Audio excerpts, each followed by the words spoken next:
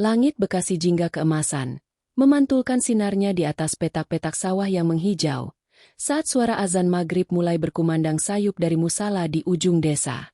Aroma tanah basah dan bunga melati yang baru mekar memenuhi udara, menjadi saksi bisu kesederhanaan hidup yang tak tergantikan bagi Bunga. Usianya baru menginjak 22 tahun, namun pundaknya sudah terbiasa memikul beban. Sejak pagi buta, tangannya tak henti mengolah tanah, menanam bibit padi dengan telaten, atau membantu ibunya menjemur kerupuk di halaman rumah. Kulitnya kecoklatan terpapar matahari, rambut hitamnya selalu terkepang rapi, dan senyumnya merekah tulus, mencerminkan nama yang disandangnya. Bunga adalah definisi sejati dari gadis desa, jujur, pekerja keras, polos, dan memiliki hati selembut kapas, namun sekuat baja. Keluarga Bunga bukanlah orang berada. Ayahnya seorang petani yang hanya mengandalkan hasil panen musiman, sementara ibunya membantu perekonomian keluarga dengan membuat kerupuk ubi. Rumah mereka sederhana, berdinding kayu dengan anyaman bambu, namun selalu bersih dan penuh kehangatan. Bagi Bunga, kebahagiaan sejati terletak pada hal-hal kecil. Secangkir teh hangat buatan ibu di sore hari, tawa lepas adiknya saat bermain di halaman, atau cerita-cerita lucu dari bapak sepulang dari sawah. Ia tak pernah membayangkan hidup di gemerlap kota, apalagi berhadapan dengan kemewahan yang sering ia lihat di televisi. Dunia Bunga adalah desanya, dengan segala kearifan lokal, adat istiadat, dan rasa kekeluargaan yang erat. Suatu sore yang terik di pertengahan bulan, nasib mempertemukan Bunga dengan dunia yang sama sekali berbeda.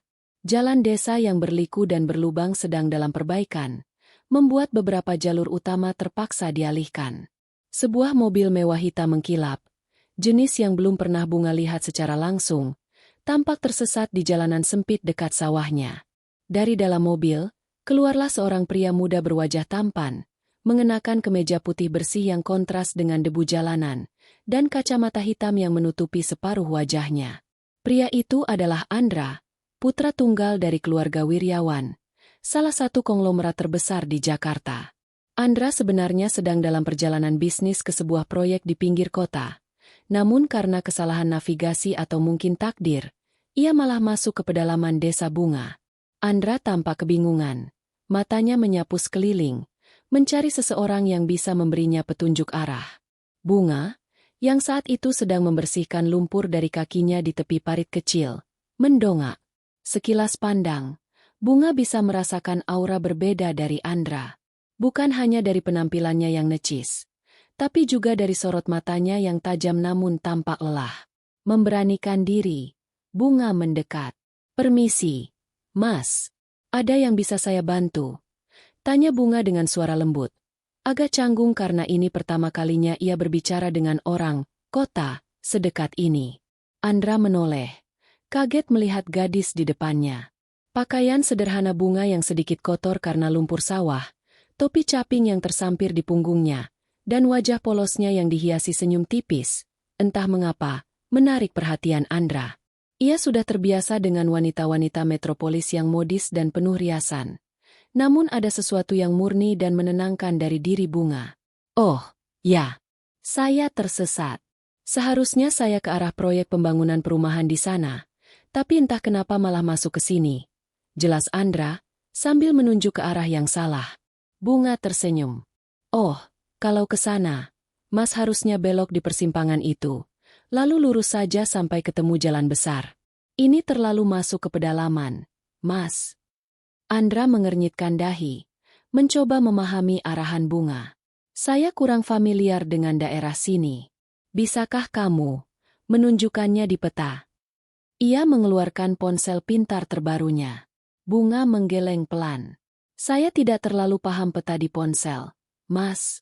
Tapi kalau Mas mau, saya bisa tunjukkan jalannya sampai ke jalan besar. Kebetulan saya juga mau ke sana, mau beli beras." Andra berpikir sejenak. Ada keraguan di wajahnya. Mungkin karena ia tidak terbiasa percaya pada orang asing, apalagi gadis desa yang baru ia temui. Namun, entah kenapa, ada dorongan kuat dalam dirinya untuk menerima tawaran itu. Mungkin karena ia sudah terlalu lelah tersesat, atau mungkin karena tatapan mata Bunga yang tulus.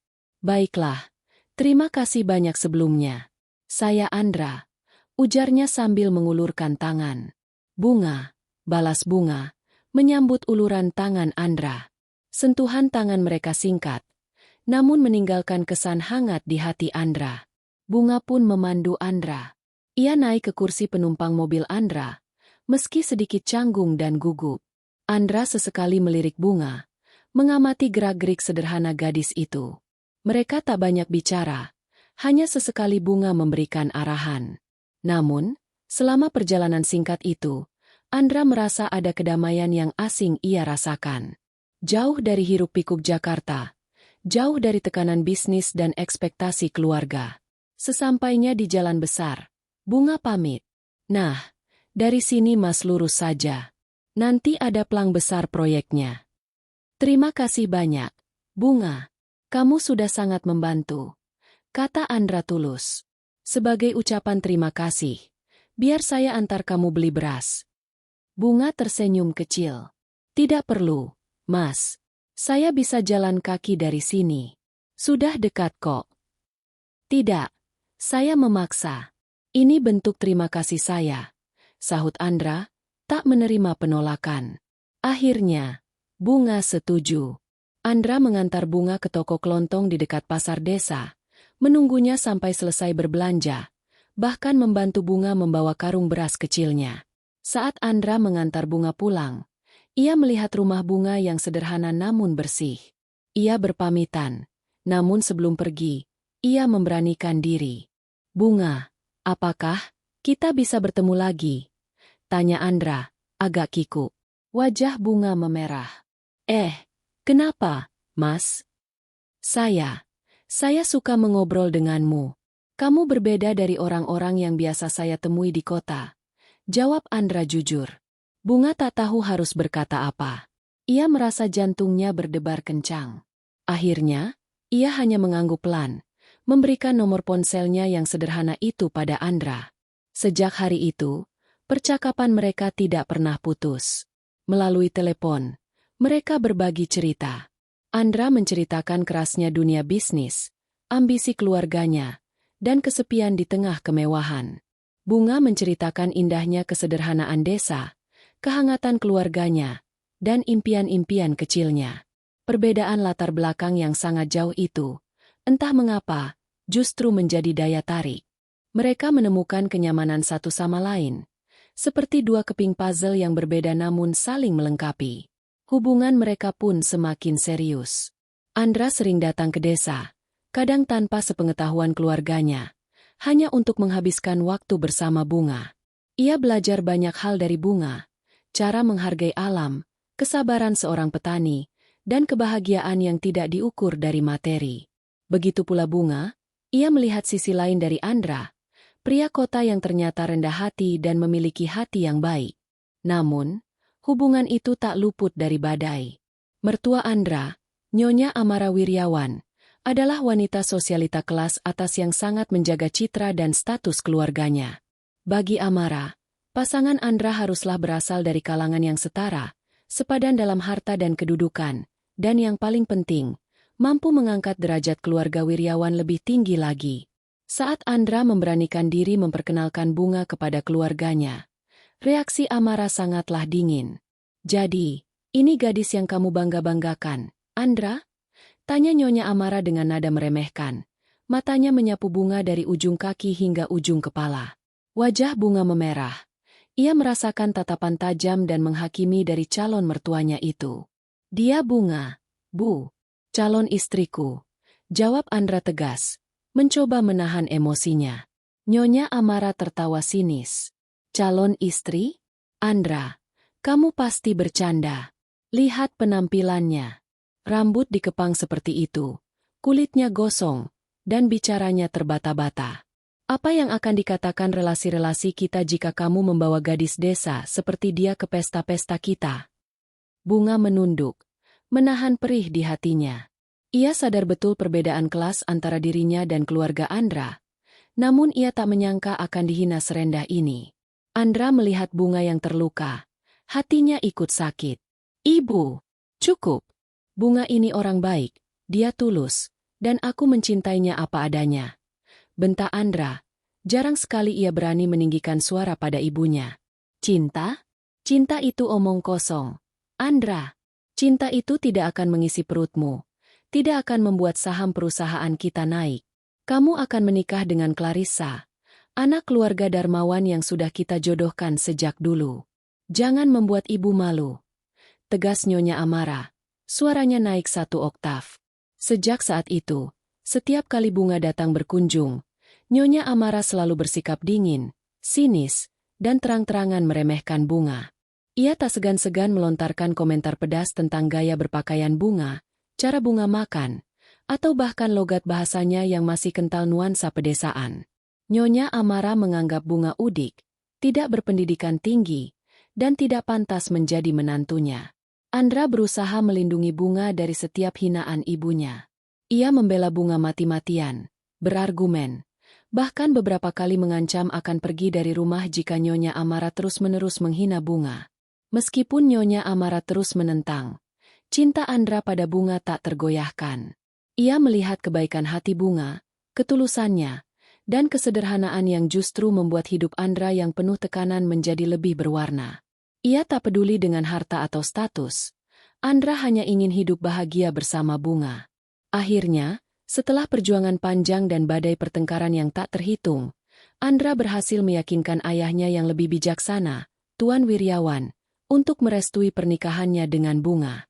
Tuan Wiryawan melihat ketulusan di mata putranya dan juga kebaikan hati Bunga, yang meskipun sederhana, ia tahu akan membawa kebahagiaan pada Andra.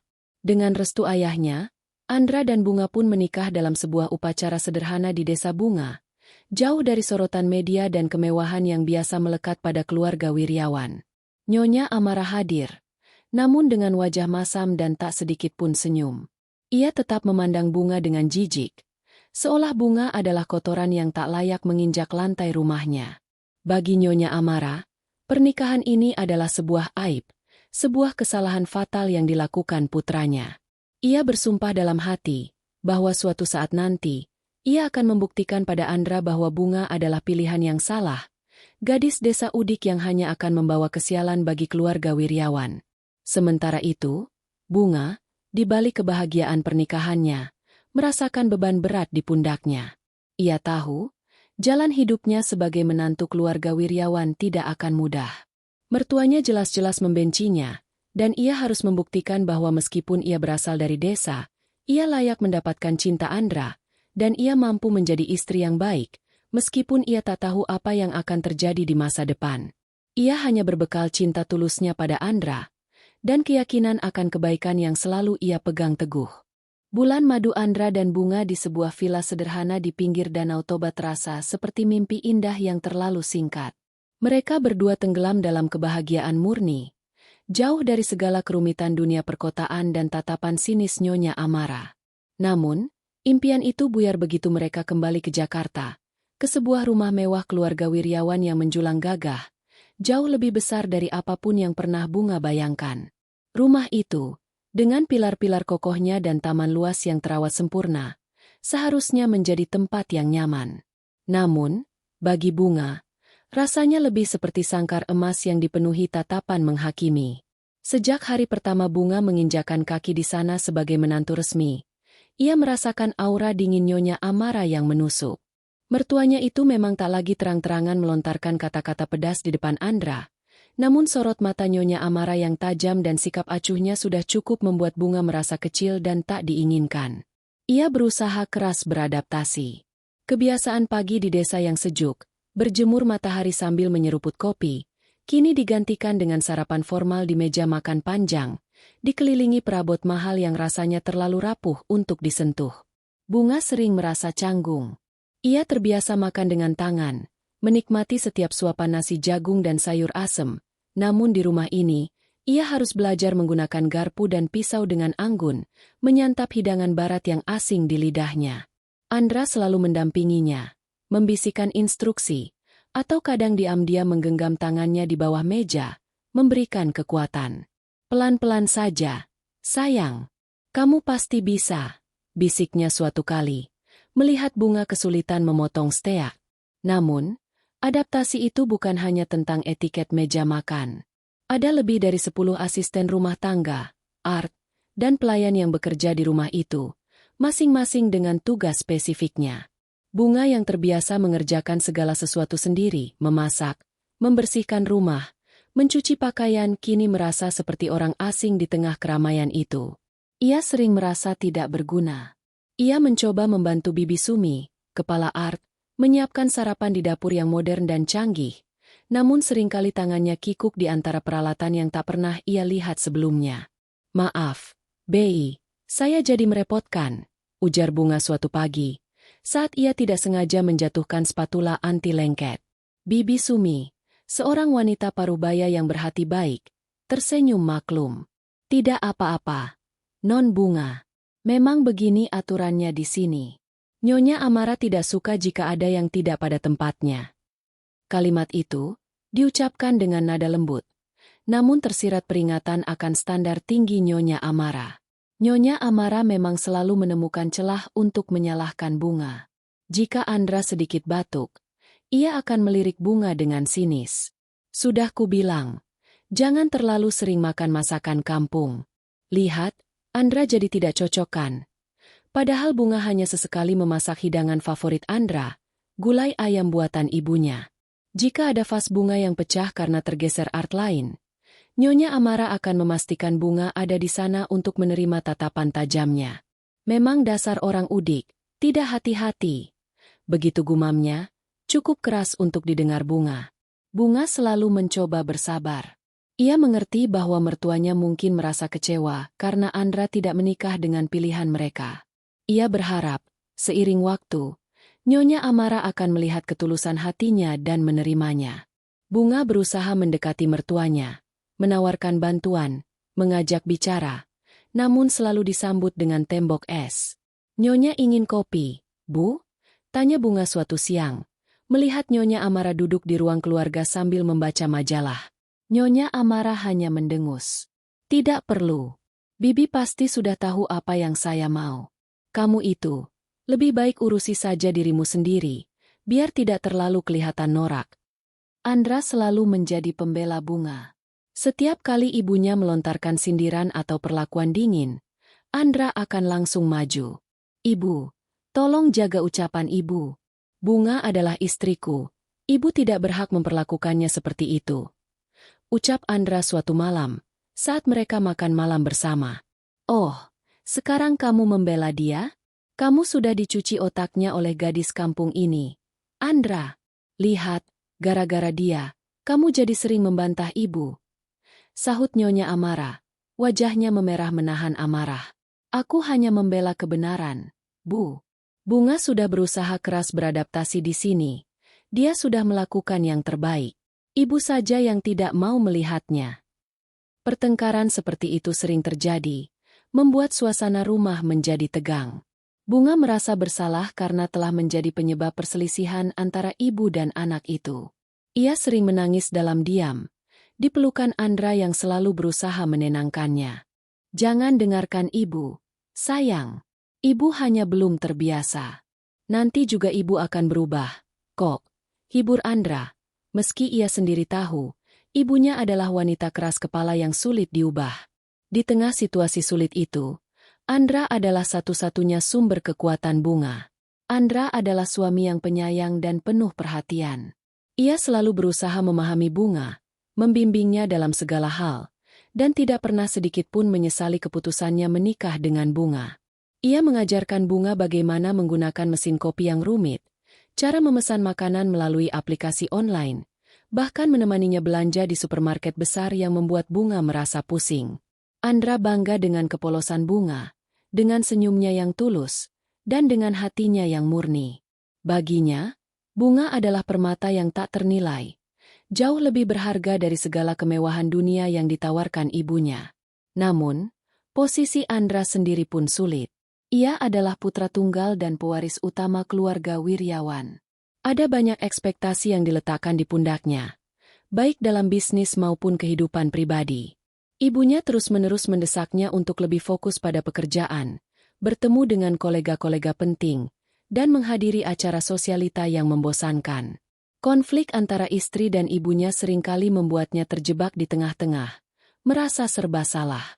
Ia mencintai ibunya, tetapi ia juga tak bisa membiarkan Bunga terus-menerus disakiti. Andra mencoba menyeimbangkan semuanya, berusaha menjadi jembatan antara dua dunia yang berbeda itu, namun terkadang ia merasa kewalahan. Suatu hari, Nyonya Amara mencoba mengambil alih kendali. Ia berdalih ingin mengajari Bunga bagaimana menjadi nyonya rumah yang baik. Padahal, tujuan utamanya adalah untuk memisahkan Andra dan Bunga, serta membuktikan bahwa Bunga tak becus. Ia mengatur jadwal Bunga, memintanya mengikuti kelas tata krama, kelas memasak masakan barat, hingga kelas merangkai bunga. Bunga menjalani semuanya dengan patuh, berharap usahanya bisa meluluhkan hati mertuanya. Namun, tak peduli seberapa keras ia berusaha, ia tetaplah gadis desa Udik di mata Nyonya Amara. Sikap dingin mertua itu tak hanya dirasakan Bunga, tetapi juga mempengaruhi suasana rumah. Para art dan pelayan, meskipun bersimpati pada Bunga, merasa takut untuk terlalu dekat dengannya karena khawatir akan dimarahi Nyonya Amara. Bunga sering merasa kesepian di rumah sebesar itu, dikelilingi orang banyak namun tak memiliki siapapun untuk berbagi cerita kecuali Andra. Ia merindukan kehangatan desanya, tawa ibunya, dan obrolan ringan dengan tetangga. Meskipun begitu, Bunga tidak pernah menyerah. Ia tahu, cinta Andra adalah benteng terkuatnya. Ia percaya, suatu hari nanti, kebaikan akan mengalahkan prasangka. Ia akan terus berusaha membuktikan bahwa cinta tulusnya pada Andra dan kesederhanaan yang ia bawa, bukan hal yang harus dipermalukan. Bunga hanya berharap, waktu akan berpihak padanya, dan mertua Amara bisa membuka mata hatinya, melihat menantunya bukan dari asal-usulnya, melainkan dari ketulusan jiwanya. Ia tidak tahu, bahwa tak lama lagi, sebuah badai besar akan menghantam rumah tangga mereka, menguji kesabaran dan cintanya lebih dari sebelumnya, dan memaksanya kembali berhadapan dengan tuduhan yang jauh lebih menyakitkan dari sekadar udik dan norak. Beberapa bulan berlalu sejak pernikahan Andra dan Bunga. Kehidupan di rumah Wiryawan, meski penuh tantangan, mulai menemukan ritmenya sendiri. Bunga, dengan kesabaran dan ketulusannya, perlahan mulai terbiasa dengan kemewahan dan aturan-aturan ketat Nyonya Amara. Ia masih sering merasa tidak nyaman, tetapi cinta Andra adalah jangkar yang menahannya tetap kuat. Namun, ketenangan itu tak bertahan lama. Sebuah badai baru mulai terbentuk, dan kali ini, dampaknya jauh lebih pribadi dan menghancurkan bagi Bunga. Perubahan mulai terasa pada diri Andra. Awalnya hanya kelelahan biasa. Andra yang biasanya energik dan penuh semangat dalam bekerja, mulai sering terlihat lesu. Ia sering mengeluh pusing setelah seharian di kantor, atau merasa mual di pagi hari. Bunga, dengan naluri seorang istri yang penuh perhatian, segera menyadarinya. "Mas, wajahmu pucat sekali. Kamu tidak enak badan?" tanya Bunga suatu pagi, saat Andra terlihat kesulitan menghabiskan sarapannya. Andra hanya menggelengkan kepala. "Tidak apa-apa, sayang. Mungkin hanya kecapean saja. Akhir-akhir ini pekerjaan memang sangat padat." Bunga mencoba memberikan perhatian lebih.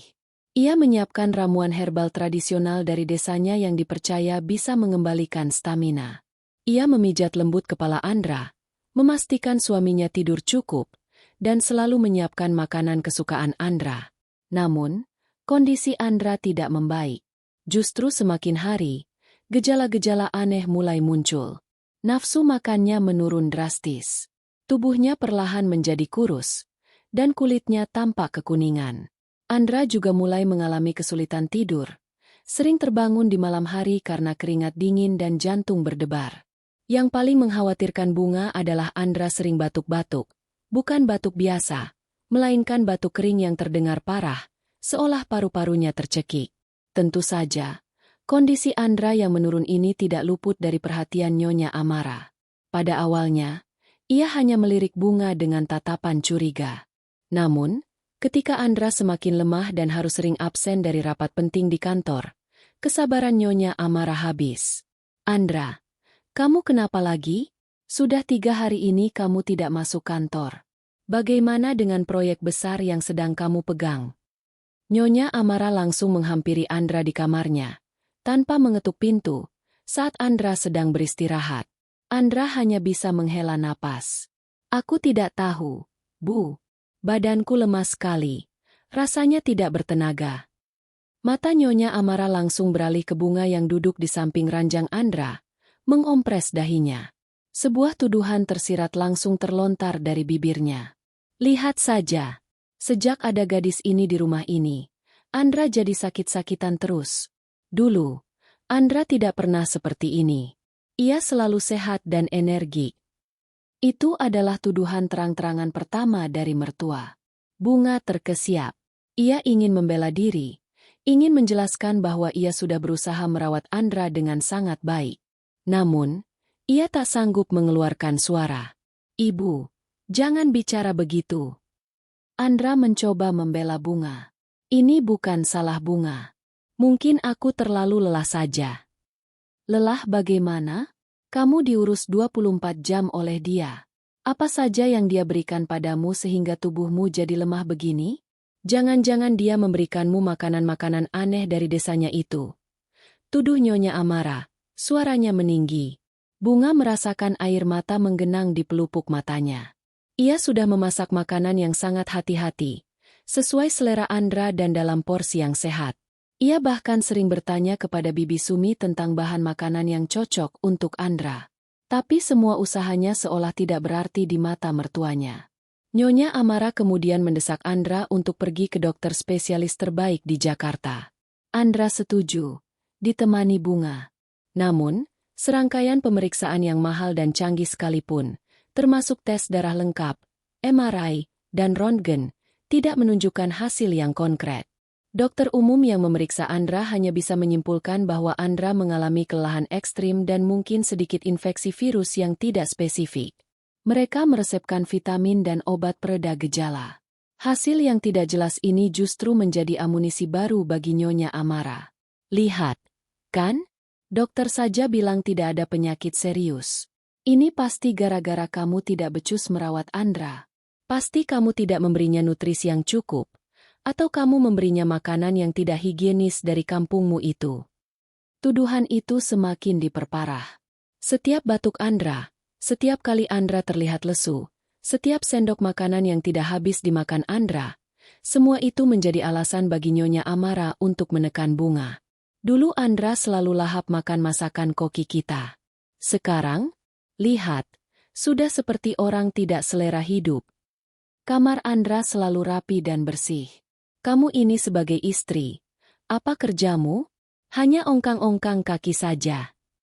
Padahal, Bunga setiap hari selalu membersihkan kamar Andra dengan tangannya sendiri, memastikan tidak ada debu sekecil apapun. Ia bahkan secara khusus meminta Art untuk tidak menyentuh kamar Andra, agar ia bisa merawat suaminya secara pribadi. Ia bahkan mencoba belajar resep-resep sehat yang direkomendasikan dokter, demi memenuhi kebutuhan nutrisi Andra. Tekanan dari Nyonya Amara semakin membuat Bunga terpuruk.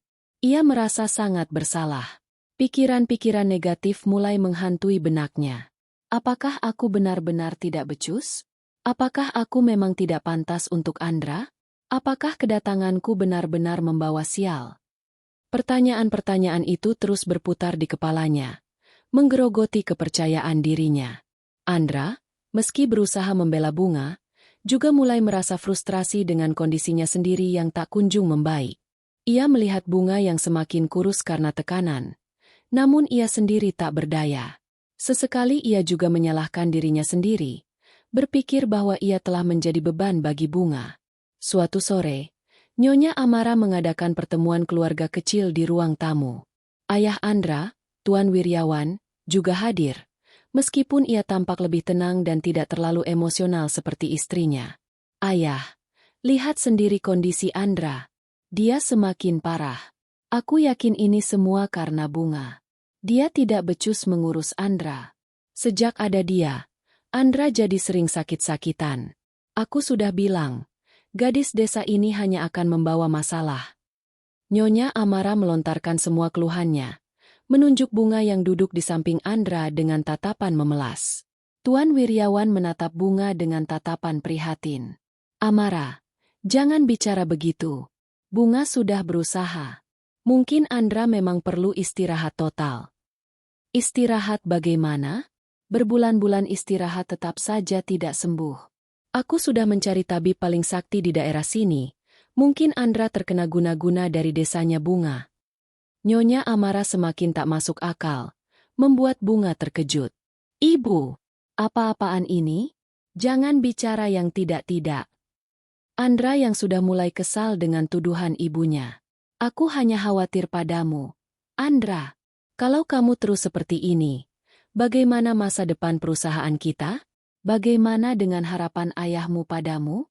Gadis ini, dia tidak bisa diandalkan. Nyonya Amara bahkan menyarankan agar Bunga kembali ke desanya untuk sementara waktu, agar Andra bisa dirawat dengan cara yang benar oleh perawat profesional. Ide itu langsung ditolak keras oleh Andra. Bunga mendengarkan semua itu dengan hati yang hancur berkeping-keping. Ia tidak pernah menyangka akan dituduh sekejam ini. Ia sudah memberikan seluruh hati dan tenaganya untuk merawat Andra, namun semua usahanya seolah tak berarti dan justru menjadi bumerang baginya. Tuduhan, udik tak becus rawat suami, itu terus-menerus didengungkannya, seperti lagu pengantar tidur yang mengerikan bagi Bunga. Ia merasa terpojok, terasing, dan tak punya siapa-siapa di rumah besar itu selain Andra. Ia mulai sering mengurung diri di kamar, menangis dalam diam, merasa putus asa. Ia tahu, sebuah titik puncak akan segera terjadi, dan ia hanya bisa berdoa agar ia memiliki kekuatan untuk menghadapinya. Ia tidak tahu bahwa penderitaan ini, tanpa ia sadari, akan menjadi awal dari terkuaknya sebuah kebenaran yang jauh lebih besar dan mengerikan. Kondisi Andra terus memburuk dengan cepat, seolah ada sesuatu yang menggerogoti kekuatannya dari dalam. Gejala-gejala yang sebelumnya hanya berupa kelelahan dan mual, kini berkembang menjadi sesuatu yang lebih serius dan menakutkan. Andra mulai mengalami sesak napas parah, batuk darah, dan demam tinggi yang tak kunjung turun. Kulitnya yang semakin pucat dan mata yang cekung, membuatnya terlihat seperti bayangan dari dirinya yang dulu. Berat badannya turun drastis, dan ia seringkali terlalu lemah untuk bangkit dari tempat tidur. Kepanikan menyelimuti Nyonya Amara. Ia memang membenci Bunga, namun Andra adalah satu-satunya putra, pewaris tunggal, dan kebanggaannya. Ia tidak bisa menerima kenyataan bahwa putranya semakin parah. Tanpa ragu, Nyonya Amara memanggil dokter pribadi keluarga, seorang dokter spesialis penyakit dalam yang sangat terkenal di Jakarta. Rumah sakit elit tempat Andra biasa berobat pun didatangi. Andra segera dilarikan ke rumah sakit dan langsung masuk unit gawat darurat, lalu dipindahkan ke ruang perawatan intensif. Bunga selalu berada di sisi Andra, tak bergeming. Ia memegang erat tangan Andra yang dingin, membisikkan doa dan kata-kata penyemangat. Air matanya tak henti menetes melihat kondisi suaminya yang sangat parah. Ia tak peduli dengan tatapan sinis Nyonya Amara, atau bisikan-bisikan perawat yang kasihan melihatnya. Hatinya hanya tertuju pada Andra. Namun, Nyonya Amara justru melihat kesempatan dalam musibah ini. Di tengah kepanikannya, rasa benci terhadap Bunga semakin menguasai dirinya. Baginya, Bunga adalah sumber segala masalah. Lihat, Andra jadi separah ini gara-gara kamu. Dasar gadis desa tidak becus. Sudah kubilang, jangan dekati Andra. Kau hanya membawa sial. Raung Nyonya Amara di lorong rumah sakit, tak peduli dengan orang-orang yang melintas. Wajahnya merah padam, menunjukkan betapa marahnya ia. Bunga menatap mertuanya dengan tatapan terluka. Tidak, Bu. Saya sudah merawat Mas Andra dengan sepenuh hati. Saya tidak pernah ingin Mas Andra sakit. Omong kosong. Kalau kau becus, Andra tidak akan sekarat begini. Selama ini apa saja yang kau lakukan di rumah? Hanya ongkang-ongkang kaki dan menghabiskan uang Andra. Dulu Andra sehat, energik, dan selalu membawa untung bagi keluarga. Sekarang, dia terbaring tak berdaya gara-gara kamu. Nyonya Amara semakin histeris, menunjuk-nunjuk Bunga dengan jari telunjuknya. Tuan Wiryawan, yang biasanya lebih tenang, kali ini hanya bisa diam. Ia juga terkejut dan khawatir dengan kondisi putranya. Di satu sisi, ia tahu Bunga sudah berusaha, Namun di sisi lain, ia juga melihat putranya semakin parah. Puncak kemarahan Nyonya Amara terjadi saat dokter keluar dari ruang ICU, menjelaskan bahwa kondisi Andra sangat kritis dan ia membutuhkan perawatan intensif jangka panjang. Dokter juga menyebutkan bahwa mereka masih belum menemukan penyebab pasti dari penyakit aneh ini. Tidak ada penyebab pasti. Nyonya Amara berteriak histeris, menatap tajam ke arah Bunga. Sudah jelas ini karena gadis ini. Dia membawa aura negatif. Dia sudah membuat Andra sakit parah. Sudah cukup. Nyonya Amara melangkah mendekati Bunga. Matanya berkilat penuh amarah. Kau tidak punya tempat di sini. Kau sudah membuat hidup putraku hancur. Aku tidak mau melihat wajahmu lagi di samping putraku. Kau pergi dari sini. Bunga menggelengkan kepala. Air mata membanjiri pipinya. Tidak, Bu. Saya tidak mau pergi. Saya ingin menunggu Mas Andra sampai sembuh. Saya harus mendampinginya. Tidak ada tapi-tapian. Kau adalah penyebabnya. Kau adalah kuman. Kau adalah parasit dalam keluarga kami. Nyonya Amara mencengkeram lengan Bunga dengan kuat. Matanya memancarkan kemarahan yang membabi buta. Aku bersumpah demi Tuhan, jika kau tidak pergi sekarang juga, aku akan pastikan kau tidak akan pernah bisa melihat Andra lagi. Aku akan mengusirmu dan menceraikanmu secara paksa dari Andra. Kau tidak akan mendapatkan 1 sen pun dari harta kami. Ancaman itu membuat Bunga terdiam. Andra, yang berada di dalam ICU, terlalu lemah untuk mendengar dan membela Bunga. Ia terbaring tak berdaya, terhubung dengan berbagai alat medis, berjuang melawan penyakit yang tak bernama. Dalam kondisi ini, Bunga tahu ia tidak bisa berbuat banyak. Melawan Nyonya Amara hanya akan memperburuk keadaan dan mungkin akan membuatnya benar-benar terpisah dari Andra. Dengan hati remuk redam, Bunga menarik napas dalam. Ia tahu bahwa ia harus mundur, setidaknya untuk sementara. Ia harus memikirkan cara lain untuk mencari tahu apa yang terjadi pada Andra, tanpa dicurigai mertuanya. Baiklah, Bu. Saya akan pergi, ucap Bunga lirih. Suaranya bergetar menahan tangis. Nyonya Amara langsung melepaskan cengkeramannya, menatap Bunga dengan pandangan jijik. Bagus. Sekarang pergi. Dan jangan pernah berani datang ke sini lagi. Jangan pernah mencoba menemui Andra. Jika kau melanggar, aku akan membuat hidupmu lebih sengsara dari ini. Bunga hanya mengangguk, tanpa berkata apa-apa lagi. Ia menatap Andra dari balik kaca ICU untuk terakhir kalinya, mencetak wajah suaminya dalam ingatannya. Air mata yang selama ini ia tahan, kini mengalir deras membasahi pipinya. Ia berbalik, melangkah pergi dari rumah sakit, meninggalkan Andra yang terbaring kritis, dan Nyonya Amara yang penuh amarah. Ia keluar dari rumah sakit dengan perasaan hancur lebur. Kota Jakarta yang megah tiba-tiba terasa begitu asing dan kejam.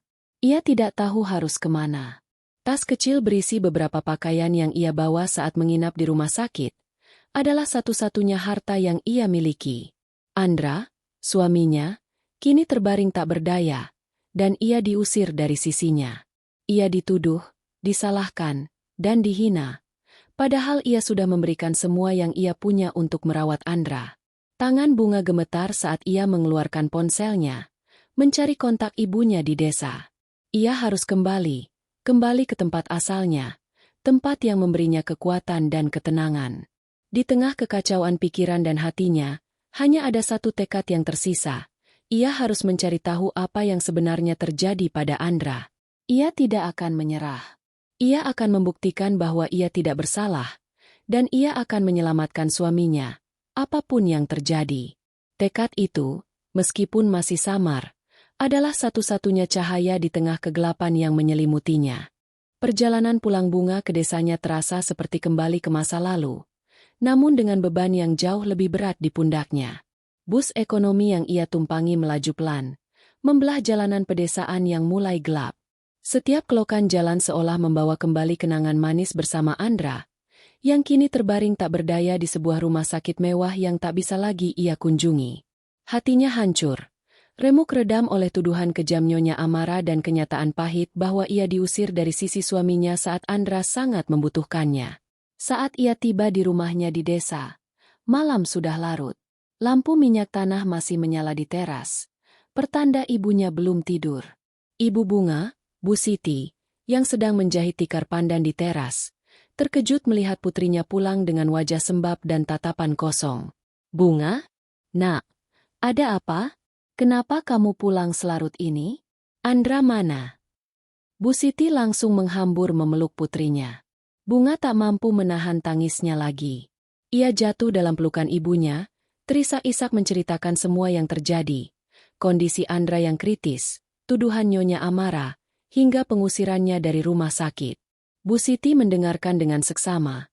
Hatinya ikut riris melihat penderitaan putrinya. Ia tahu betul bagaimana rasanya direndahkan.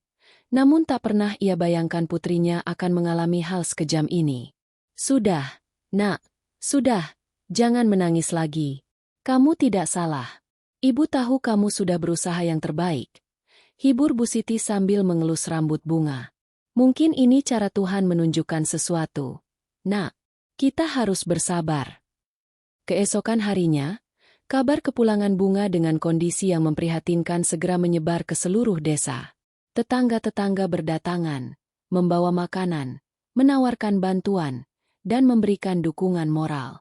Pak Karta, tetangga sebelah yang sudah dianggap seperti ayah sendiri, duduk di balai-balai depan rumah, mendengarkan cerita Bunga dengan kepala mengangguk-angguk. Nanti biar Bapak yang coba bicara dengan Pak Lurah. Siapa tahu ada kenalan di kota yang bisa bantu. Kamu jangan putus asa, Nak, kata Pak Karta. Suaranya dipenuhi empati. Bu Wati, pemilik warung kelontong tempat Bunga biasa berbelanja, juga datang membawa sebungkus kerupuk. Yang sabar ya. Enduk, orang kota itu memang kadang begitu. Banyak maunya. Tapi Gusti Allah tidak tidur. Pasti nanti kebenaran akan terungkap. Dukungan dari keluarga dan tetangga di desa itu, meskipun sederhana, bagai oase di tengah gurun kekeringan emosi Bunga. Mereka tidak menghakimi, tidak menyalahkan, melainkan memberikan pelukan hangat dan kata-kata penguatan yang sangat Bunga butuhkan. Mereka percaya pada Bunga, sebuah kepercayaan yang tak ia dapatkan dari mertuanya. Namun, di balik semua dukungan itu, Bunga tetap merasa terpuruk. Rasa bersalah terus menghantuinya. Ia terus bertanya-tanya, apakah aku benar-benar gagal sebagai istri? Mengapa Andra harus sakit separah itu? Apakah ada hal yang terlewatkan olehku? Ia memutar ulang setiap momen bersama Andra, mencari petunjuk, mencari jawaban atas misteri penyakit suaminya. Setiap malam, Bunga tak bisa tidur. Ia membayangkan Andra sendirian di rumah sakit, tanpa dirinya di sisi tempat tidur. Ia merindukan senyum Andra, sentuhan tangannya, dan bisikan cintanya. Hatinya terasa dicabik-cabik. Ia ingin kembali ke Jakarta, menerobos masuk rumah sakit, dan berada di sisi Andra. Namun, ancaman Nyonya Amara yang akan menceraikannya secara paksa, jika ia nekat kembali, sangat menakutkan. Bunga tidak ingin kehilangan Andra selamanya. Di tengah keterpurukan itu, muncul sebuah tekad yang perlahan menguat di hati Bunga. Semakin lama ia merenung, semakin ia yakin bahwa ada sesuatu yang tidak beres dengan penyakit Andra.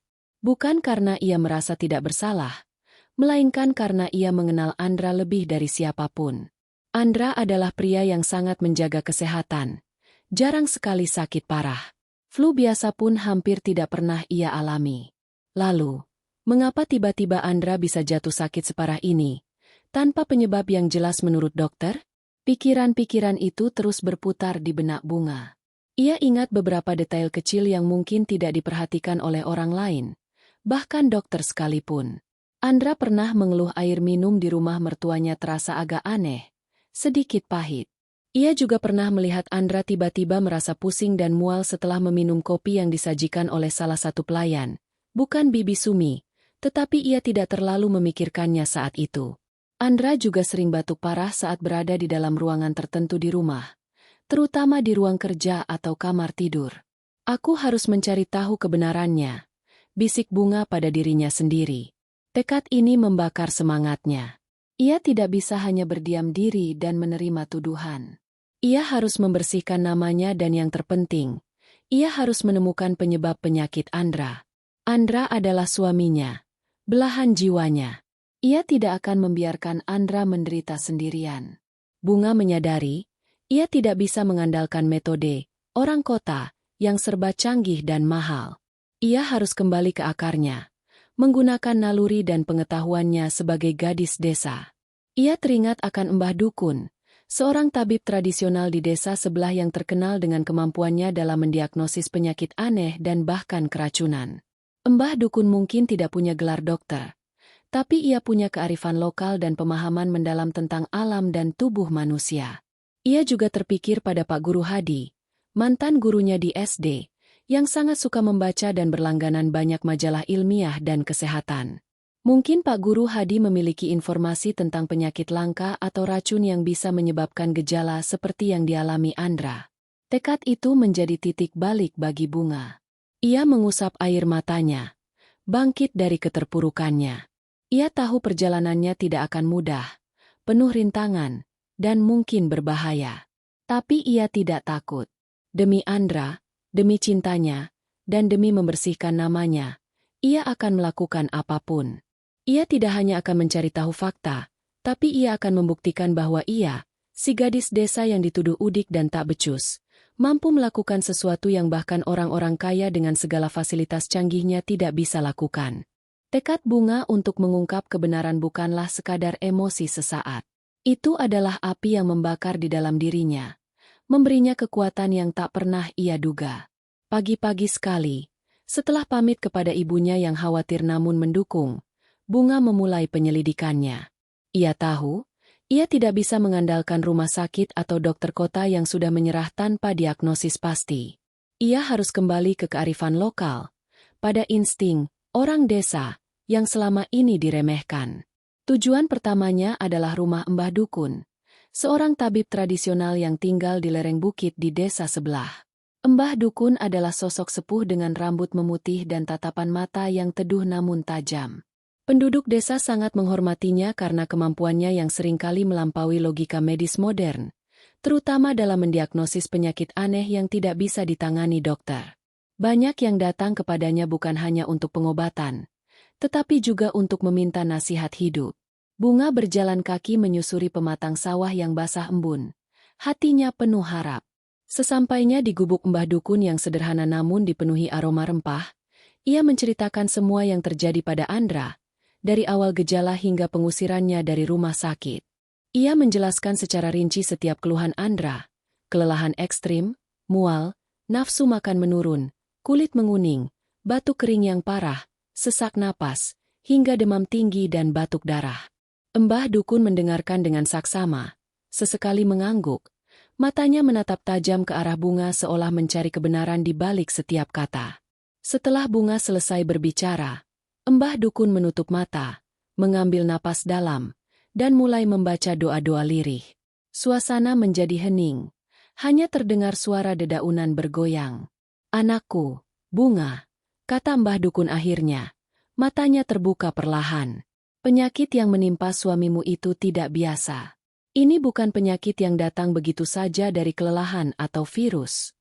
Jantung Bunga berdebar kencang. "Lalu, apa itu, Mbah?" "Gejala-gejala yang kau sebutkan, terutama kulit menguning, batuk kering, sesak napas, dan demam yang tak kunjung turun, mengarah pada sesuatu yang tidak alami," jelas Mbah Dukun.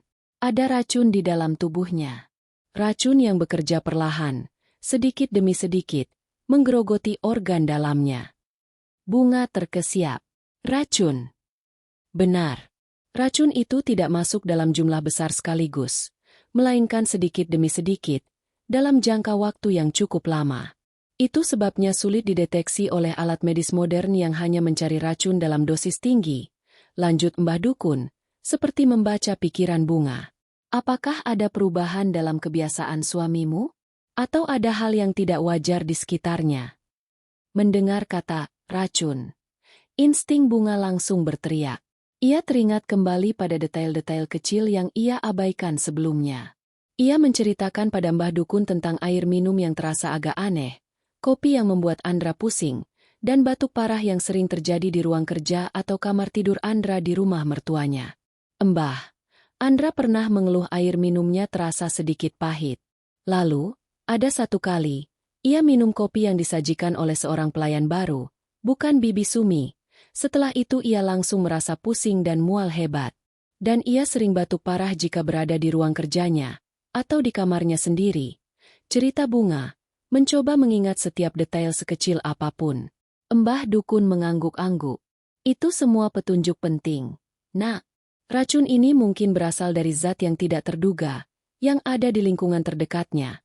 Bahkan bisa jadi ada di dalam makanan atau minuman yang ia konsumsi sehari-hari. Racun yang bekerja lambat ini, kadang berasal dari bahan kimia tertentu, atau bahkan dari hal-hal yang tidak kasat mata, jika ada niat jahat di baliknya. Bunga merinding mendengar kemungkinan adanya niat jahat. Apa yang harus saya lakukan, Mbah? Kamu harus mencari tahu sumber racun itu. Perhatikan dengan cermat setiap detail di lingkungan suamimu. Mungkin ada bau aneh, perubahan warna pada benda-benda, atau sisa-sisa yang tidak biasa. Racun yang bekerja lambat seringkali meninggalkan jejak samar. Saran Mbah Dukun, aku akan memberimu ramuan penawar. Ini tidak akan menyembuhkan sepenuhnya, tapi akan membantu memperlambat kerja racun dan mengurangi gejalanya sementara waktu. Kamu harus menemukan sumbernya. Mbah Dukun memberinya sebotol cairan bening dan beberapa helai daun kering. Dengan bekal nasihat dan ramuan dari Mbah Dukun, Bunga melanjutkan pencariannya. Tujuannya berikutnya adalah rumah Pak Guru Hadi. Pak Guru Hadi adalah seorang pensiunan guru SD yang sangat mencintai ilmu pengetahuan. Perpustakaan pribadinya diisi ribuan buku dan majalah, mulai dari sastra hingga jurnal ilmiah. Pak Guru Hadi menyambut Bunga dengan hangat. Bunga kembali menceritakan kisah Andra dan penemuan Mbah Dukun tentang racun. Pak Guru Hadi mendengarkan dengan serius. Sesekali menuliskan catatan di buku kecilnya. Racun yang bekerja lambat, ya? Gejalanya memang mirip dengan beberapa kasus keracunan zat kimia tertentu yang pernah saya baca di jurnal medis. Gumam Pak Guru Hadi, jari-jarinya menelusuri rak-rak buku. Ada beberapa jenis logam berat atau pestisida yang jika terpapar dalam dosis kecil terus-menerus, bisa menyebabkan gejala seperti yang Andra alami. Pak Guru Hadi mengeluarkan beberapa jurnal lama dan buku kimia. Coba kita lihat. Batuk darah, sesak napas, kulit menguning. Ini bisa jadi efek dari keracunan arsenik, tembaga, atau bahkan zat dari pestisida tertentu seperti paraquat, yang sering digunakan di perkebunan. Bunga berpikir keras. Pestisida? Keluarga Wiryawan punya banyak kebun dan villa di luar kota. Mungkinkah ada paparan dari sana? Atau dari mana lagi? Ia kemudian teringat sesuatu. Pak Guru, di rumah mertua saya, ada beberapa ruangan yang baru direnovasi. Dan di ruang kerja Mas Andra, sering ada bau aneh, seperti bau cat atau kimia. Juga ada semacam alat pengharum ruangan yang selalu menyala. Kata Bunga, matanya membesar. Pak Guru Hadi mengernyitkan dahi. Bau cat atau bahan kimia dari renovasi? Itu bisa jadi formaldehida atau benzene jika cat atau pernisnya kualitas rendah dan tidak kering sempurna. Atau dari bahan bangunan baru. Jika terhirup terus-menerus, memang bisa menyebabkan masalah pernapasan, iritasi, bahkan kerusakan organ dalam jika kronis. Dan alat pengharum ruangan? Beberapa pengharum ruangan komersial mengandung phtalates atau formaldehida dalam konsentrasi tinggi, yang juga berbahaya jika terhirup terus-menerus. Penjelasan Pak Guru Hadi membuka wawasan Bunga. Jadi, bukan hanya dari makanan atau minuman, tapi juga dari udara yang dihirup Andra setiap hari di rumahnya sendiri. Ini menjelaskan mengapa Andra sering batuk parah saat berada di kamar atau ruang kerjanya. Bunga juga teringat akan seorang pelayan baru bernama Dina yang sering terlihat mencurigakan. Dina sering terlihat mengendap-endap di dapur, atau membawa minuman khusus untuk Andra tanpa sepengetahuan Bibi Sumi.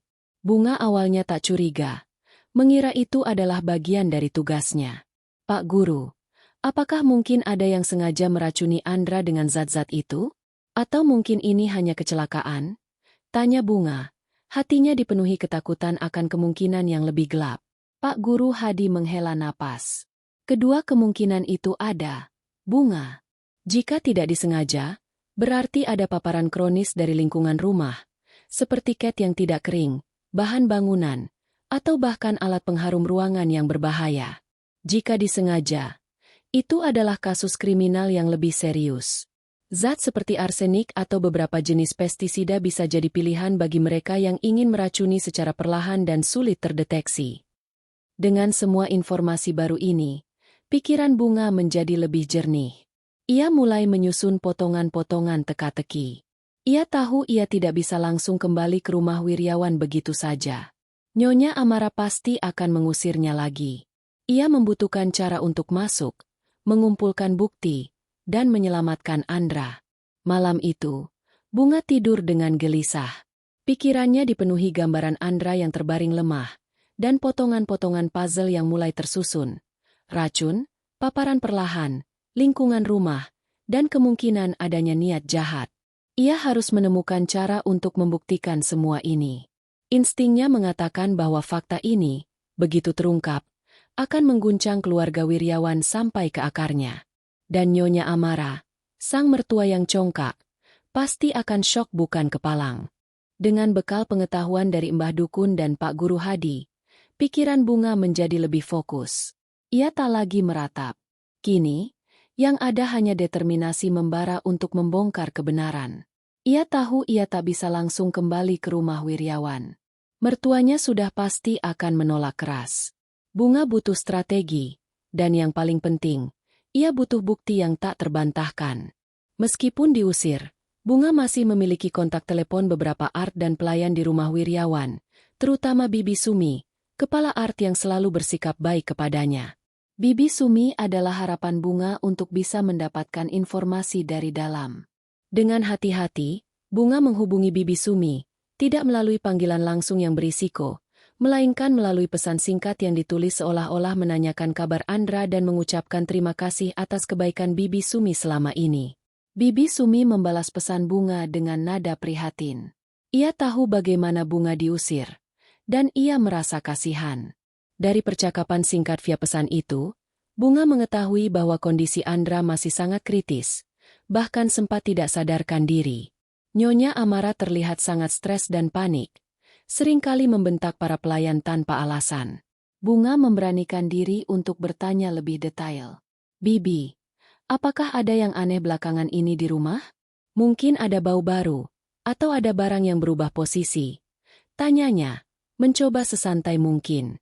Bibi Sumi membalas setelah jeda cukup lama. Ada, Non. Nyonya Amara itu. Dia obsesi sekali dengan kebersihan. Belakangan ini dia sering memakai cairan pembersih baru yang baunya sangat menyengat di beberapa ruangan, terutama di kamar Den Andra dan ruang kerjanya. Katanya biar steril dari kuman-kuman yang dibawa Den Bunga dari desa. Hati Bunga mencelos. Cairan pembersih baru? Bau menyengat? Ini sangat cocok dengan teori Pak Guru Hadi tentang formaldehida atau benzene dari bahan kimia. Lalu, apa ada pelayan baru yang aneh, Bi? Bunga bertanya lagi, teringat pada pelayan bernama Dina yang dulu dicurigainya. Oh, itu si Dina, Non? Dia sudah dipecat seminggu lalu. Nyonya bilang dia ceroboh, tidak sengaja menjatuhkan botol cairan pembersih di kamar Den Andra, dan baunya jadi susah hilang, jawab Bibi Sumi. Nyonya sampai marah besar. Non, padahal setahu Bibi, itu cairan pembersih biasa, kenapa baunya begitu menyengat ya, Non? Botol cairan pembersih. Bunga semakin terkejut. Sebuah skenario mengerikan mulai terbentuk di benaknya.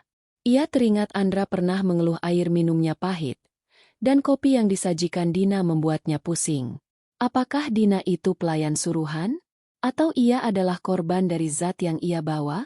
Bunga segera mencari tahu tentang cairan pembersih rumah tangga yang berbau menyengat dan bisa menyebabkan gejala keracunan. Ia mengakses internet melalui ponselnya yang sederhana, mencari informasi tentang racun yang bekerja lambat seperti yang Mbah Dukun dan Pak Guru Hadi sebutkan. Ia memasukkan kata kunci seperti keracunan formalin dari pembersih, bahaya pembersih rumah tangga, atau gejala keracunan zat kimia industri. Penelitian Bunga membawanya pada sebuah artikel yang sangat relevan. Artikel itu menjelaskan tentang bahaya paparan formaldehida yang tinggi, yang terkandung dalam beberapa jenis cat, lem, dan bahkan cairan pembersih desinfektan industri yang kuat. Paparan jangka panjang pada formaldehida, bahkan dalam konsentrasi rendah, bisa menyebabkan iritasi saluran pernapasan, batuk kronis, mual, sakit kepala, dan jika parah bisa merusak organ dalam seperti hati dan ginjal, bahkan menyebabkan kanker. Yang paling mencengangkan, gejala yang dijelaskan sangat mirip dengan yang dialami Andra, batuk kering, sesak napas, mual, dan kelelahan. Bunga kemudian teringat ucapan Bibi Sumi tentang Dina yang tidak sengaja menjatuhkan botol cairan pembersih. Sebuah pikiran mengerikan melintas di benaknya. Mungkinkah Nyonya Amara, saking obsesinya pada kebersihan atau ingin mengusir kuman desa dari diri Bunga dan barang-barang Andra, menggunakan cairan pembersih industri yang sangat kuat dan berbahaya, tanpa menyadari efek jangka panjangnya? Rasa ngeri mencengkeram Bunga. Jika itu benar, maka Andra bukan diracun secara sengaja oleh orang lain, melainkan oleh lingkungan rumahnya sendiri, yang secara tidak langsung diciptakan oleh Nyonya Amara karena obsesi kebersihannya dan pandangan meremehkannya pada Bunga. Ini adalah sebuah kesalahan fatal yang dilakukan mertuanya karena ketidaktahuan atau mungkin kesombongan. Bunga juga teringat akan alat pengharum ruangan di kamar Andra. Ia mencari informasi tentang itu, dan menemukan bahwa beberapa jenis pengharum ruangan, terutama yang murah dan kuat, mengandung bahan kimia seperti phtalates yang bisa mengganggu hormon dan menyebabkan masalah pernapasan kronis. Ini adalah penemuan yang sangat mencengangkan. Bukan niat jahat dari orang ketiga, melainkan kecerobohan atau ketidaktahuan Nyonya Amara sendiri yang menjadi penyebab utama penyakit Andra. Nyonya Amara, yang mati-matian menuduh Bunga, ternyata tanpa sadar telah meracuni putranya sendiri dengan kebersihan ekstrim dan produk-produk berbahaya yang ia gunakan untuk mensterilkan rumah dari pengaruh Bunga. Ini adalah ironi yang menyakitkan. Bunga sadar bahwa informasi ini sangat sensitif dan bisa menimbulkan kekacauan besar. Nyonya Amara pasti akan menolak mentah-mentah dan mungkin akan lebih marah lagi. Ia membutuhkan bukti fisik. Dengan keberanian yang luar biasa, Bunga membuat rencana. Ia meminta tolong Bibi Sumi untuk mengambilkan sampel sedikit cairan pembersih baru yang sering digunakan Nyonya Amara, dan juga sisa botol pengharum ruangan dari kamar Andra, dengan alasan Bunga ingin membandingkan baunya dengan pembersih di desanya. Bibi Sumi, yang polos dan tidak mencurigai apa-apa, setuju. Beberapa hari kemudian, melalui kurir kepercayaan Bibi Sumi yang akan pulang ke desanya untuk cuti, Bunga menerima paket kecil yang berisi botol-botol sampel cairan pembersih dan pengharum ruangan. Bunga segera membawa sampel-sampel itu ke sebuah laboratorium kecil di kota kecamatan terdekat yang ia temukan informasinya dari Pak Guru Hadi. Laboratorium itu tidak canggih seperti di Jakarta, namun mampu melakukan tes dasar untuk mendeteksi zat kimia berbahaya. Hari-hari menunggu hasil tes terasa seperti setahun. Bunga tidak bisa tidur nyenyak. Hatinya campur aduk antara cemas, marah, dan sedih. Akhirnya, telepon dari laboratorium berdering. Hasilnya sudah keluar, Bu Bunga. Ada kandungan formaldehida yang sangat tinggi dalam cairan pembersih itu. Konsentrasinya jauh di atas batas aman untuk penggunaan rumah tangga biasa. Dan pengharum ruangan itu juga mengandung phtalates dalam jumlah yang signifikan, kata suara di seberang telepon. Tubuh Bunga lemas. Kakinya gemetar. Inilah faktanya. Inilah kebenarannya. Andra diracuni secara perlahan oleh zat kimia berbahaya yang secara tidak langsung berasal dari produk-produk yang digunakan mertuanya sendiri. Tuduhan, udik tak becus rawat suami, adalah tamparan bagi Bunga, tapi kenyataan ini adalah tamparan yang jauh lebih keras dan fatal bagi Nyonya Amara. Bunga memegang erat laporan hasil lab. Hatinya campur aduk.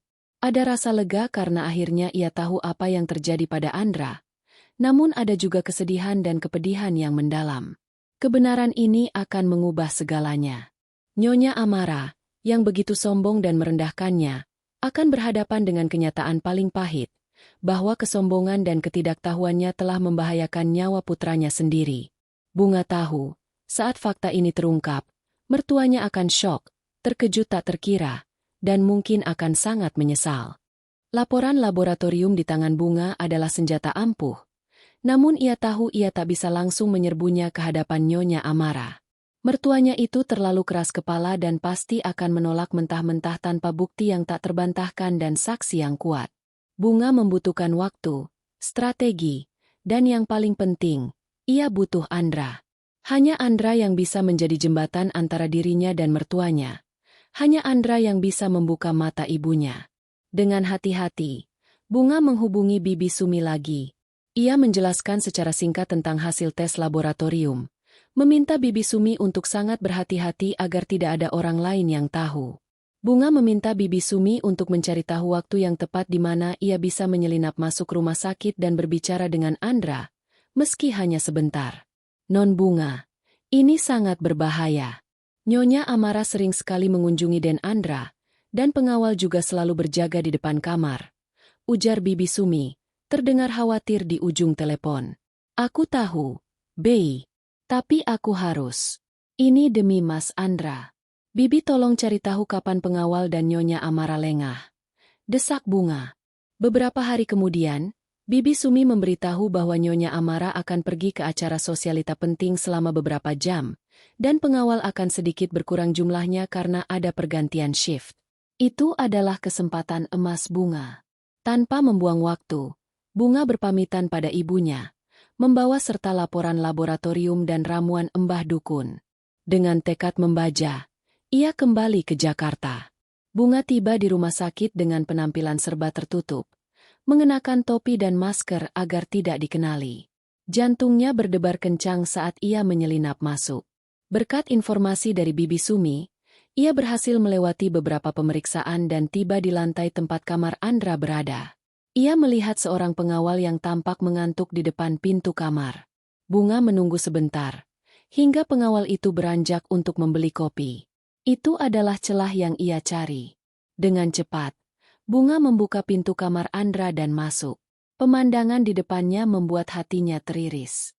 Andra terbaring lemah di ranjang, wajahnya pucat pasi, alat-alat medis berbunyi di sekelilingnya. Namun, matanya terbuka, menatap kosong ke langit-langit. Mas Andra, panggil Bunga lirih, mendekati ranjang.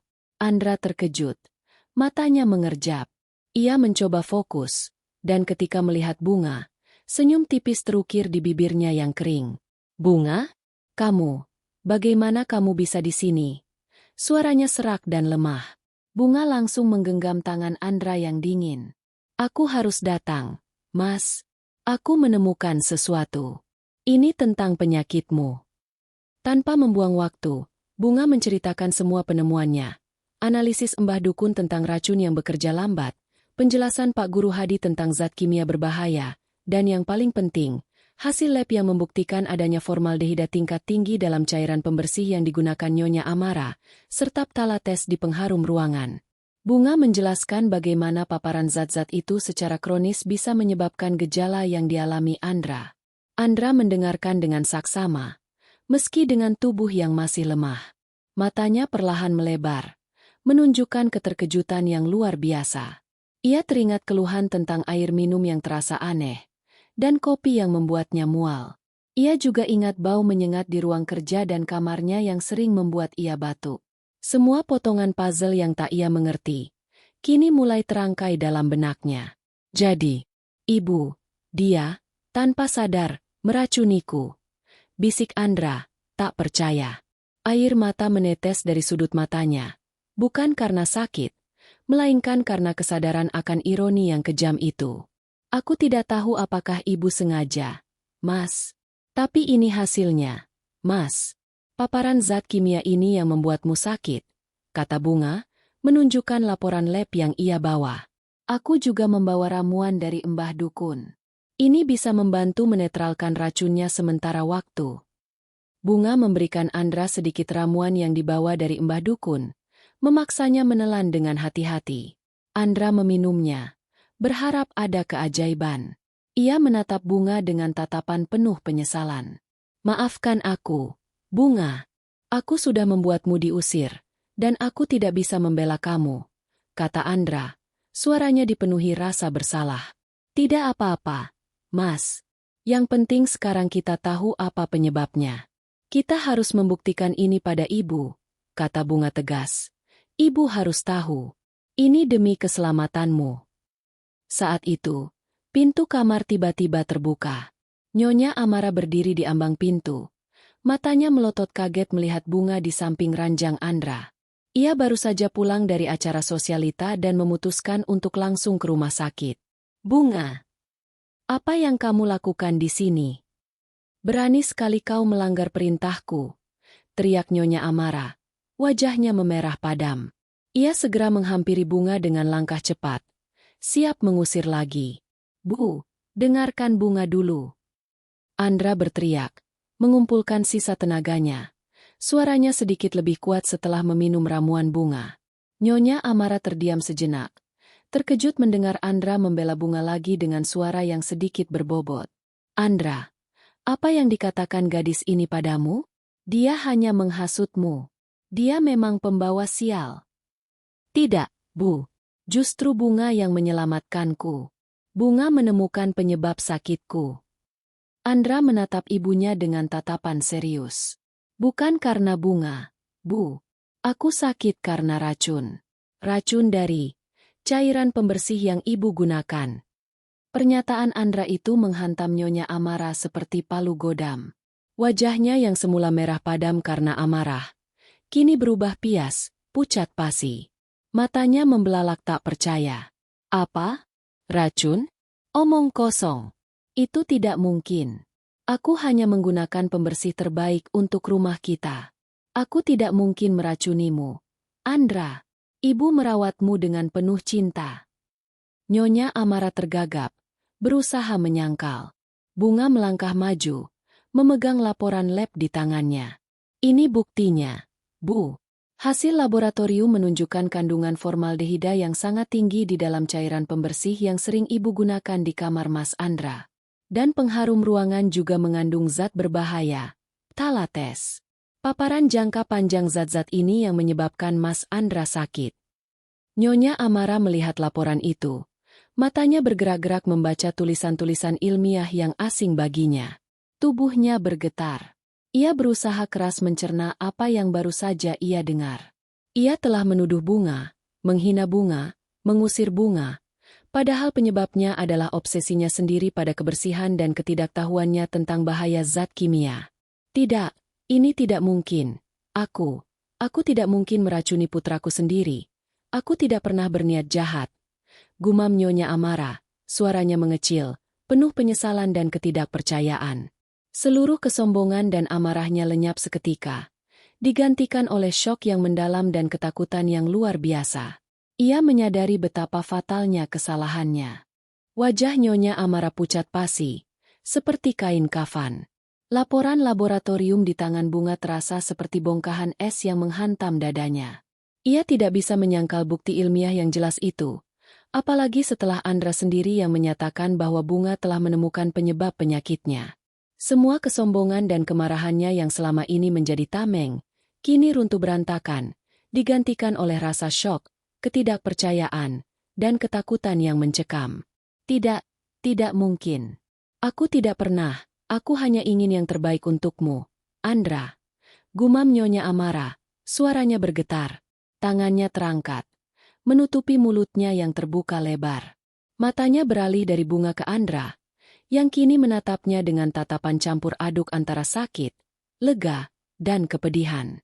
Ibu, Bunga tidak berbohong, kata Andra, meskipun suaranya masih lemah, namun penuh keyakinan. Aku ingat sekarang, bau menyengat itu, dan aku sering merasa mual setelah minum kopi yang disajikan Dina. Ibu terlalu sering menggunakan pembersih baru itu di kamarku. Katanya untuk menghilangkan kuman, padahal itu yang membuatku sakit. Nyonya Amara terhuyung mundur, seolah baru saja disambar petir.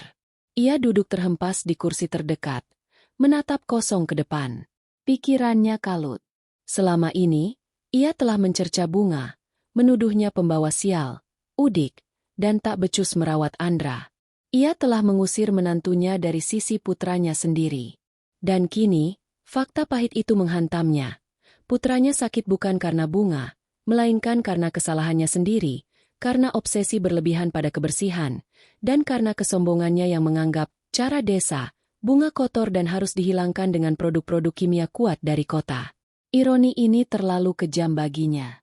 Tiba-tiba, Tuan Wiryawan masuk ke kamar Andra. Ia terkejut melihat istrinya duduk membisu dengan wajah pucat dan Bunga berdiri tegar di samping Andra. Ia merasakan ketegangan yang pekat di udara. Ada apa ini? Amara, kenapa wajahmu begitu? Tanya Tuan Wiryawan, mendekati istrinya. Andra mengumpulkan sisa tenaganya, menatap ayahnya. Ayah, Bunga sudah menemukan penyebab sakitku. Tuan Wiryawan menoleh ke arah Bunga, lalu ke arah laporan laboratorium yang masih dipegang Bunga. Apa maksudmu, Nak? Bunga dengan suara pelan namun tegas, mulai menjelaskan kembali semua yang ia temukan, mulai dari petunjuk dari Mbah Dukun dan Pak Guru Hadi, hingga hasil lab yang membuktikan kandungan formaldehida dan phtalates. Ia menjelaskan bagaimana zat-zat itu bisa meracuni Andra secara perlahan. Tuan Wiryawan mendengarkan dengan serius. Ekspresinya berubah dari bingung menjadi terkejut, lalu menjadi marah. Namun kemarahannya bukan ditujukan kepada Bunga, melainkan kepada kenyataan pahit itu. Ia menatap Nyonya Amara dengan pandangan tak percaya. Amara, apa ini benar? Kamu menggunakan cairan pembersih seperti itu tanpa memeriksa kandungannya? Kita selalu mengandalkan yang terbaik, tapi ini membahayakan putra kita sendiri. Suara Tuan Wiryawan meninggi, menunjukkan kekecewaan yang mendalam. Nyonya Amara tidak bisa berkata-kata. Air mata mulai menetes dari matanya. Bukan air mata kemarahan, melainkan air mata penyesalan dan rasa bersalah yang luar biasa. Ia membayangkan betapa dekatnya putranya dengan kematian karena kesalahannya. Ia telah hampir kehilangan Andra, dan selama ini ia malah menyalahkan Bunga, gadis yang sebenarnya peduli dan tulus. Aku tidak tahu, Mas. Aku hanya ingin Andra sehat. Aku ingin rumah kita bersih. Aku tidak menyangka akan jadi begini. Nyonya Amara akhirnya mengakui. Suaranya tercekat. Tangisnya pecah. Selama ini ia selalu tampil sempurna, kuat, dan penuh gengsi di hadapan semua orang. Kini, ia hanya seorang ibu yang menangisi kesalahannya di hadapan menantu yang ia remehkan. Bunga, meskipun hatinya perih melihat Nyonya Amara menangis, merasakan sedikit kelegaan. Setidaknya, kebenaran telah terungkap. Namun, ia tidak merasakan kemenangan. Yang ia rasakan hanyalah kesedihan atas apa yang telah menimpa keluarganya, dan betapa parahnya Andra harus menderita karena kesalahpahaman ini. Ibu, aku tahu ibu tidak sengaja, kata Bunga lembut, mencoba meredakan suasana, meskipun ia sendiri masih merasakan bekas luka dari hinaan dan pengusiran. Yang terpenting sekarang, kita tahu penyebabnya, dan Mas Andra bisa segera pulih. Nyonya Amara mendongak, menatap Bunga dengan tatapan yang kini penuh penyesalan. Mata yang dulu selalu sinis dan menghakimi itu, kini dipenuhi air mata dan rasa bersalah yang mendalam. Ia melihat Bunga, bukan lagi sebagai gadis desa Udik, melainkan sebagai penyelamat putranya, sebagai wanita yang memiliki insting dan keberanian untuk mencari tahu kebenaran saat semua orang menyerah. Bunga, maafkan ibu, ucap Nyonya Amara lirih. Suaranya nyaris tak terdengar. Maafkan semua ucapan ibu, perlakuan ibu padamu. Ibu sudah sangat jahat. Ibu hampir membunuh putra ibu sendiri karena kebodohan dan kesombongan ibu. Kamu sudah menyelamatkan Andra. Maafkan ibu, Bunga. Nyonya Amara berusaha bangkit, tubuhnya gemetar, dan ia bersujud di kaki Bunga. Bunga terkejut, segera menahan mertuanya. Tidak, Bu, jangan begini. Bunga membantu Nyonya Amara bangkit. Tidak, Bunga. Ibu pantas mendapatkannya. Ibu sudah terlalu sombong. Ibu sudah meremehkanmu. Ibu menuduhmu tanpa bukti. Ibu mengusirmu. Padahal kamu adalah satu-satunya yang benar-benar peduli dan mencari tahu kebenaran ini, kata Nyonya Amara, menangis terisak-isak dalam pelukan Tuan Wiryawan yang juga terdiam. Andra menyaksikan semua itu dengan haru. Ia melihat perubahan drastis pada ibunya. Sebuah pengakuan yang tak pernah ia duga akan keluar dari bibir Nyonya Amara. Kebenaran telah terungkap, dan meskipun pahit, itu adalah langkah awal menuju pemulihan, bukan hanya bagi tubuhnya, tetapi juga bagi hubungan keluarganya yang retak. Setelah badai pengakuan yang mengguncang, suasana di kamar rumah sakit Andra berubah drastis.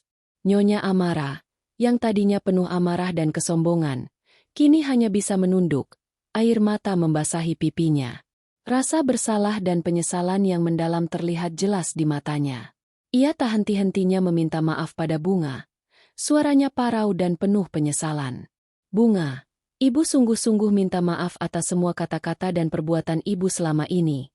Ucap Nyonya Amara sambil menggenggam tangan Bunga erat. Ibu sudah sangat jahat padamu. Ibu menuduhmu, mengusirmu. Padahal kamu adalah malaikat yang dikirim Tuhan untuk menyelamatkan Andra. Ibu tidak tahu bagaimana membalas semua kebaikanmu. Bunga, dengan hati yang tulus, membalas genggaman tangan mertuanya. Ia tidak menyimpan dendam. Luka memang ada, namun melihat mertuanya menyesal sejujur ini, hatinya melunak. Sudah, Bu. Tidak apa-apa. Yang penting sekarang Mas Andra bisa sembuh. Saya tahu ibu tidak sengaja. Tuan Wiryawan, yang selama ini menjadi saksi bisu konflik antara istri dan menantunya, kini mendekat. Ia menepuk pundak Bunga dengan hangat. Bunga, terima kasih banyak. Kamu sudah menyelamatkan putra kami. Kami berhutang budi padamu. Ada kelegaan yang luar biasa di wajah Tuan Wiryawan. Ia tahu, berkat Bunga, keluarga mereka tidak hanya terhindar dari tragedi yang lebih besar, tetapi juga menemukan kebenaran yang membawa pemulihan. Sejak saat itu, perlakuan Nyonya Amara terhadap Bunga berubah 180 derajat. Ia tak lagi memandang Bunga dengan sinis. Ia memandang Bunga dengan penuh rasa hormat, sayang, dan penyesalan yang tulus. Nyonya Amara kini bahkan sering meminta Bunga untuk menemaninya belanja, belajar tentang produk-produk rumah tangga yang aman, dan yang paling mengejutkan, ia mulai bertanya tentang resep-resep masakan desa Bunga. Ia bahkan meminta Bunga untuk mengajarinya membuat jamu tradisional untuk menjaga kesehatan Andra. Bunga, ajari ibu bagaimana caranya mengolah jahe dan kunyit ini. Mungkin ini bisa membantu mempercepat pemulihan Andra, kata Nyonya Amara suatu pagi di dapur, dengan nada tulus yang belum pernah Bunga dengar sebelumnya. Bunga tersenyum, dengan senang hati berbagi pengetahuannya. Pemulihan Andra berangsur-angsur membaik setelah dokter mulai membersihkan sisa-sisa racun dari tubuhnya dan mengganti semua produk rumah tangga yang mengandung zat berbahaya. Ramuan dari Mbah Dukun yang diberikan Bunga juga turut membantu menetralkan efek racun secara perlahan. Dalam beberapa minggu, kondisi Andra stabil dan ia diperbolehkan pulang. Kembali ke rumah, suasana terasa sangat berbeda. Rumah mewah itu kini terasa lebih hangat, tidak lagi sedingin dulu. Nyonya Amara memastikan semua cairan pembersih dan pengharum ruangan yang berbahaya diganti dengan produk alami dan ramah lingkungan. Ia juga berjanji untuk lebih memperhatikan setiap detail kecil dalam rumah, tidak hanya soal kebersihan, tapi juga keamanan dan kesehatan. Hubungan Andra dan Bunga justru semakin kuat setelah melewati badai ini. Andra menyadari betapa besar pengorbanan Bunga, dan betapa tulus cinta istrinya. Ia berjanji akan selalu melindungi Bunga dari apapun. Ia tidak pernah lagi merasa terjebak di tengah-tengah antara ibu dan istrinya, karena kini ibunya sendiri telah menerima Bunga sepenuhnya. Di masa depan, Bunga tidak lagi merasa seperti orang asing di rumah mewah itu. Ia tetap menjadi dirinya sendiri, gadis desa yang sederhana dan bersahaja, namun kini dihormati dan dicintai oleh seluruh anggota keluarga Wiryawan. Nyonya Amara sering meminta Bunga untuk membantu mengurus kebun rumah mereka, menerapkan metode pertanian organik yang dipelajari Bunga dari desanya. Bahkan, keluarga Wiryawan mulai mendukung proyek-proyek sosial di desa Bunga, membangun sekolah dan fasilitas kesehatan, sebagai bentuk terima kasih mereka atas kebaikan hati Bunga. Nyonya Amara, yang dulunya sosialita kelas atas yang hanya memikirkan gengsi, kini menjadi wanita yang lebih bijaksana dan rendah hati. Pengalaman pahit ini telah mengajarkan kepadanya bahwa kekayaan dan status tidak berarti apa-apa tanpa kesehatan dan kebahagiaan keluarga. Ia belajar bahwa kebijaksanaan tidak selalu datang dari pendidikan tinggi atau kemewahan, melainkan dari hati yang tulus dan pengalaman hidup. Kisah Bunga menjadi pelajaran berharga bagi banyak orang. Bahwa prasangka dan kesombongan bisa membutakan mata hati, bahkan sampai membahayakan orang yang dicintai. Bahwa kebaikan hati dan ketulusan, meskipun datang dari latar belakang yang sederhana, memiliki kekuatan untuk mengungkapkan kebenaran dan mengubah segalanya. Bunga, gadis desa yang pernah diusir karena dituduh udik dan tak becus, kini menjadi pahlawan di mata mertuanya, dan simbol cinta sejati yang tak mengenal batas.